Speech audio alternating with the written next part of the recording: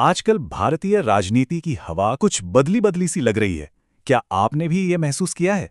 देखिए, ये कोई एक रात में हुआ बदलाव नहीं है, बल्कि एक ऐसी करवट है जो अब धीरे धीरे बिल्कुल साफ दिखने लगी है। और जानते हैं, ये कहानी सिर्फ नेताओं की नहीं है। ये तो हम जैसे आम वोटरों के बदलते हुए मूड की कहानी है।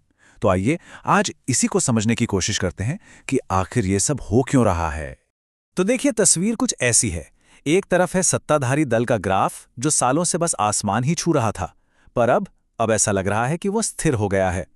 और वहीं दूसरी तरफ वो विपक्ष जो बिल्कुल हाशिए पर चला गया था, वो अचानक एक नई ऊर्जा के साथ वापसी करता दिख रहा है। और इन सब के बीच जो सबसे हैरान करने वाली बात है वो ये कि देश के बड़े बड़े नेता अचानक बॉलीवुड सितारों, गेमर्स और सोशल मीडिया इन्फ्लुएंसर्स के साथ नजर आने लगे हैं। सवाल यह है कि राजनीति का पूरा व्याकरण ही क्यों बदल रहा है। आज के इस विश्लेषण में हम 3 हिस्सों पर गौर करेंगे। सबसे पहले, सत्ता के ग्राफ में ये गिरावट आखिर आई क्यों। फिर देखेंगे कि विपक्ष ने वापसी कैसे की, और आखिर में समझेंगे कि ये इन्फ्लुएंसर्स वाली नई राजनीति का मतलब क्या है। तो चलिए सबसे पहले बात करते हैं सत्ता के ग्राफ की।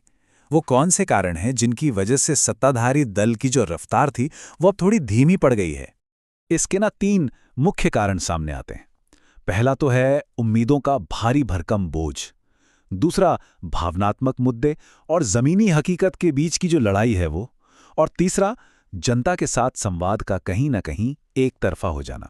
देखिए, जब कोई भी पार्टी बहुत लंबे समय तक सत्ता में रहती है तो एक चीज जन्म लेती है जिसे कहते हैं एंटी इनकम्बेंसी।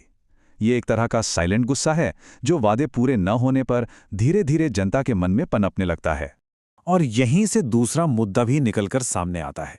जैसा कि इस स्लाइड पर लिखा है, बड़े नैरेटिव पेट की भूख नहीं मिटा सकते। सीधी सी बात है, जब महंगाई और बेरोजगारी जैसी चीजें बढ़ती हैं तो आम इंसान अपनी बुनियादी जरूरतों पर सवाल करने लगता है। तो एक तरफ जब सत्ता पक्ष इन चुनौतियों से जूझ रहा था, विपक्ष ने इस मौके का फायदा कैसे उठाया। चलिए अब उनकी वापसी की कहानी पर भी एक नजर डालते हैं। जो पार्टी कुछ साल पहले तक सच कहें तो दिशाहीन मानी जा रही थी, उसने अपनी रणनीति में 3 बहुत बड़े बदलाव किए। पहला, वो सड़कों पर उतरे। दूसरा, उन्होंने अपना पूरा फोकस आम आदमी के मुद्दों पर लगाया। और तीसरा, उन्होंने अपने सहयोगियों को एकजुट किया। इस पहले कदम का सबसे बड़ा असर पता है क्या हुआ? जब उनका शीर्ष नेतृत्व सड़कों पर उतरा, लोगों से सीधे हाथ मिलाया, तो उनकी वो जो वीआईपी या अभिजाते वाली छवि थी वो टूट गई। लोगों को लगा कि हाँ, ये नेता हमारी बात सुनने को तैयार है। अब आते हैं इस कहानी के सबसे दिलचस्प, सबसे अनोखे हिस्से पर।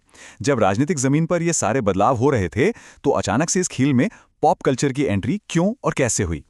सबसे बड़ा सवाल तो यही है कि देश के शीर्ष नेतृत्व को अचानक अपनी शैली बदलकर एक्टर्स, यूट्यूबर्स और गेमर्स के साथ बात करने की जरूरत क्यों पड़ गई। क्या ये कोई कमजोरी का संकेत है, या फिर ये एक बहुत ही सोची समझी स्मार्ट रणनीति है? अच्छा, ये रणनीति काम क्यों करती है, इसका जवाब ना इस डोनट चार्ट में छिपा है। देखिए, आज की जो युवा पीढ़ी है यानी जेन ज़ेड, वो पारंपरिक टीवी न्यूज़ नहीं देख रही है। वो अपना ज्यादातर वक्त इंस्टाग्राम रील्स और यूट्यूब पर बिताती है। तो जाहिर है नेताओं को उन तक पहुंचने के लिए वहीं जाना पड़ा। दूसरा बड़ा कारण है इमेज मैनेजमेंट।